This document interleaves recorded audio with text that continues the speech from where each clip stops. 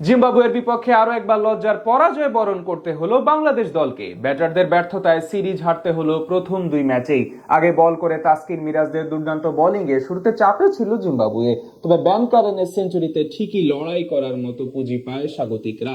মাঝারি টার্গেট মোকাবেলা করতে নেমে এক তানজিদ তামিম ও হৃদয় আশা দেখালো, বাকি সবাই ছিলেন ব্যর্থ। জিম্বাবুয়ের বিপক্ষে বাংলাদেশের এমন পরাজয় নিয়ে বাকিটা জানবো রিপোর্টে।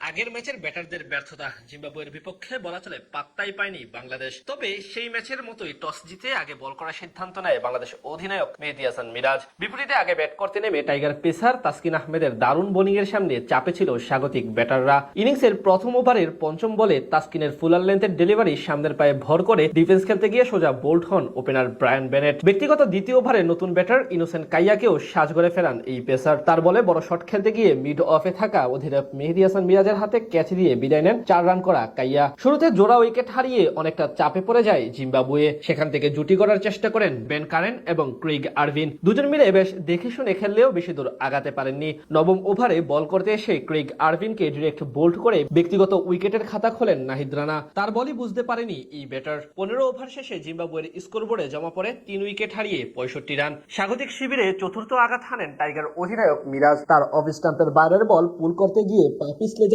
ওয়েসলি মাথিবের। চলে ব্যাটে বলে ঠিকমতো কারেক্ট না হয় বল চলে যায় সোজা লম্বনে থাকা সমস্যার হাতে। এরপর সিকান্দার রাজাকে নিয়ে নতুন করে পার্টনারশিপ করেন বেন কারেন। এর মাঝে ব্যক্তিগত অর্ধশতক তুলে নেন এই বামহাতি ব্যাটার। 33তম ওভারে বাংলাদেশকে পঞ্চম সাফল্য এনে দেন অধিনায়ক মিরাজ। এবার তার বলে হৃদয়ের হাতে ক্যাচ দিয়ে সাজঘরে ফিরে যান 53 বল থেকে 33 রান করা রাজা। খানিক বাদে রিশাদের বলে ক্লাইভ মাদান্দে বিদায় নিলে পুনরায় চাপে পড়ে যায় জিম্বাবুয়ে। সেখান থেকে তাদের উদ্ধার করেন বেন কারেন এবং ব্রেট ইভান্স। দুজন মিলে সপ্তম উইকেট জুটিতে শুরুতে দেখে শুনে খেললেও শেষ দিকে আক্রমণাত্মক হয়ে ওঠেন। বেন কারেন সেঞ্চুরি এবং ইভান্স তুলে নেন অর্ধশতক। তাদের সেই 99 রানের পার্টনারশিপে ভর করে 247 রানের পুঁজি পায় জিম্বাবুয়ে। বল হাতে দুটি করে উইকেট নেন তাসকিন আহমেদ এবং মেহেদী হাসান মিরাজ। জবাব দিতে নেমে আগের ম্যাচের মতো আজকেও নড়বড় শুরু করে বাংলাদেশের টপ অর্ডার ব্যাটাররা। 10 বল থেকে মাত্র 5 রান করে বিদায় নেন সৌম্য সরকার। এদিন দায়িত্ব নিতে পারেননি সহ অধিনায়ক নাজমুল হোসেন শান্ত। মাত্র 9 রান করে ব্রাইট ইভান্সের বলে ডিফেন্স করতে গিয়ে উইকেটের পেছনে ক্যাচ দিয়ে বিদায় নেন এই ব্যাটার। জোড়া উইকেট হারানোর পর জুটি করেন ওপেনার তানজিদ তামিম এবং তাওহিদ হৃদয়। দুজন মিলে ধীরে সুস্থে এগিয়ে নিয়ে যেতে থাকেন দলের রানের চাকা। এর মাঝে ব্যক্তিগত অর্ধশতক তুলে নেন তামিম, যদিও